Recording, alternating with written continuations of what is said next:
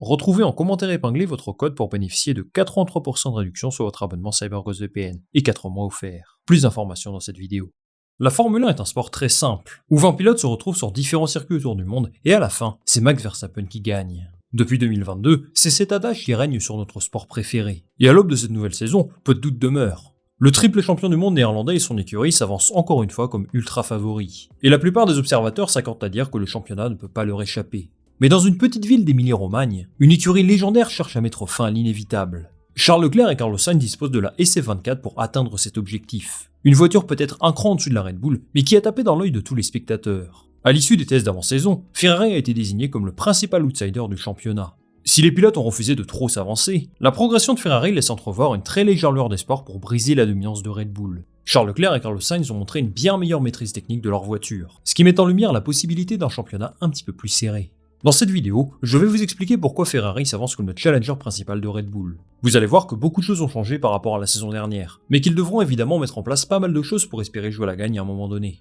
Avant ça, j'aimerais revenir sur la performance de la SF24 pendant ces tests, parce que mine de rien, je pense que les résultats en piste ont vraiment été au-delà de leurs espérances. J'en ai parlé un petit peu dans ma vidéo débrief des essais. Je vous disais que la voiture a vraiment eu un super comportement et qu'ils n'ont quasiment rencontré aucun problème. On voit également que la dégradation des pneus est beaucoup moins importante qu'avant, et de manière générale, que le rythme de course paraît bien meilleur. Mais comme chaque saison, Ferrari n'a certainement pas encore dévoilé toute l'étendue de leur développement. Ils attendront le dernier moment pour le faire. C'est d'ailleurs quelque chose qu'ils ont du mal à garder secret généralement. Et oui, vous le savez, la Scuderia est une écurie connue pour avoir pas mal de fuites, beaucoup d'informations qui circulent dans les médias italiens notamment. Mais cette année, ça a l'air d'avoir changé. Fred Vasseur se félicitait d'avoir pu garder le secret autour de Lewis Hamilton jusqu'au dernier jour, chose absolument inenvisageable il y a encore quelques années. Pour conserver l'anonymat et renforcer leur sécurité, ils ont sans doute dû faire appel à un service comme CyberGhost VPN, le choix numéro 1 pour assurer votre confidentialité en ligne. CyberGhost et moi collaborons depuis 3 saisons déjà, et il est mon partenaire privilégié pour protéger mon téléphone ou mon ordinateur portable contre les attaques en ligne, en particulier lors de mes déplacements. CyberGhost va permettre de masquer votre adresse IP,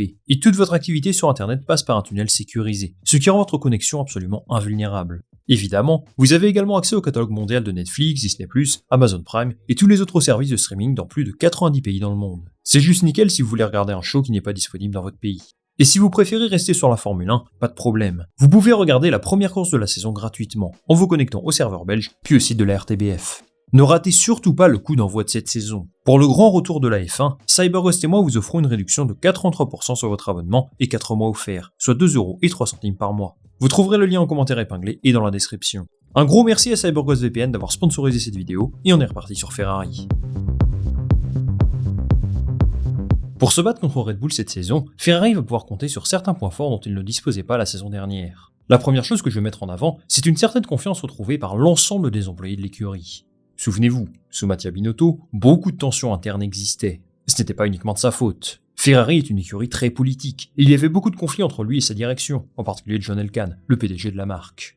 Binotto n'a pas prouvé avoir la capacité de mener une écurie comme celle-ci. Peut-être que des compétences managériales lui ont fait défaut, ou que sa façon de faire ne fonctionne pas dans cet environnement. Mais avec le recul, c'est évident qu'il n'était pas la personne adéquate pour ce poste. Fred Vasseur l'a remplacé, et on peut sentir un climat sensiblement plus serein. C'est Julien Febvreau qui en parlait dans le podcast d'Hydro, vous avez sûrement vu, et que je vous recommande grandement si ce n'est pas encore le cas. Il explique que son arrivée dans l'écurie a créé un environnement de travail plus tranquille, où les employés semblent beaucoup plus épanouis. Vasseur encourage ses collaborateurs à s'exprimer davantage, à proposer des idées qui n'iraient pas dans son sens, et de participer activement au plan d'action qu'il tente de mettre en place. Je ne suis pas en train de vous dire que Mattia Binotto avait instauré un règne de la terreur genre Monsieur Burns, mais ce qu'on peut constater, c'est que la patte de Fred Vasseur se trouve là, et ça a commencé à porter ses fruits. En somme, il y a une sorte de simplicité dans la communication, et ça n'a l'air de rien, mais je pense que c'est quelque chose d'extrêmement difficile à mettre en place dans une écurie comme Ferrari. Franchement, niveau pression, il n'y a pas pire en Formule 1. Quand on travaille pour cette équipe, on sent le poids du prestige, et il y a un lien certain entre ça et certaines de leurs lacunes, notamment sur le développement parfois incohérent, et sur les décisions stratégiques bien évidemment. Disons-le, Ferrari a encore des progrès à faire, mais niveau stratégique, c'est le jour et la nuit entre 2022 et 2023 par exemple. On sent une progression dans leur vision et dans leur façon de faire, et ça, on peut l'apercevoir sur la SF24. Alors bien sûr, les tests d'avant-saison ne nous offrent pas la vérité sur ce que sera capable de faire Ferrari ce week-end. Mais que ce soit les pilotes, les médias ou les responsables d'écurie, tout le monde s'accorde à dire qu'ils ont de l'avance par rapport à tout le reste de la grille, à l'exception du vaisseau spatial de Red Bull bien sûr. Premièrement, on a pu s'apercevoir que la SF24 a été performante dans toutes les conditions de piste testées. Vous savez que lors de ces essais, les ingénieurs sont amenés à programmer différents scénarios de course. On va simuler des variantes sur les durées de relais, sur les conditions climatiques, sur les setups, et la Ferrari a offert satisfaction dans tous les scénarios étudiés. On voit donc ici une monoplace équilibrée, quelles que soient les variations climatiques ou les spécificités de la piste. Et c'est un grand pas en avant par rapport à l'an dernier. Je me souviens par exemple d'un Charles Leclerc éliminé en Q1 à Barcelone, ce genre de choses ne devrait plus arriver. La SF24 est moins bonne que la RB20, on ne va pas se le cacher, mais ils espèrent compenser ce déficit de puissance par une performance beaucoup plus constante d'un circuit à l'autre. On a également pu observer un comportement vraiment prometteur dans les virages à haute vitesse. À ce niveau-là, ils ont l'air assez proches de la Red Bull, et un cran au-dessus des autres écuries. Mais l'axe d'amélioration le plus important, c'est sans doute sur la dégradation des pneus. Fred Vasseur estime qu'ils sont sur une autre planète cette saison par rapport à l'an dernier, parce que c'est un domaine qui a très largement plombé Ferrari.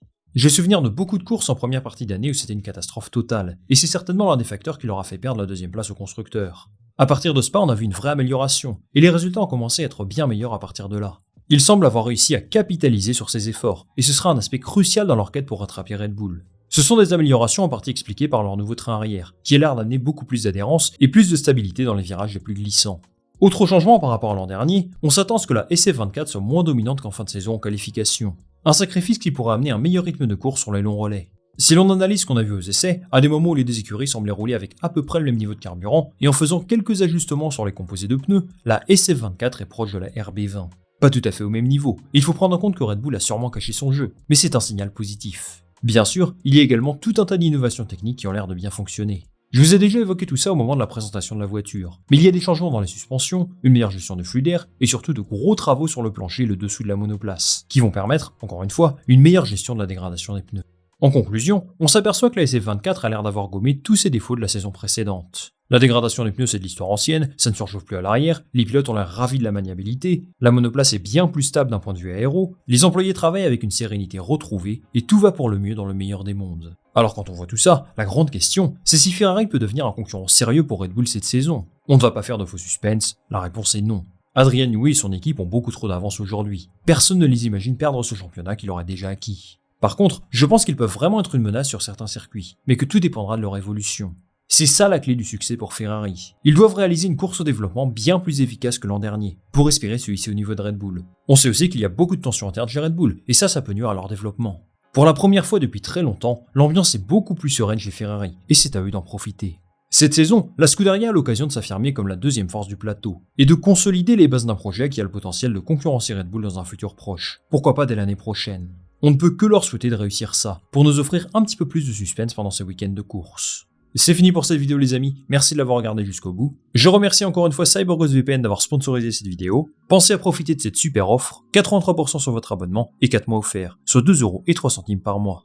Dites-moi en commentaire si vous pensez que Ferrari a le potentiel de battre Red Bull cette saison, ou si vous croyez davantage dans une autre écurie comme Mercedes, McLaren ou Aston Martin, moi je lirai tous vos commentaires très attentivement.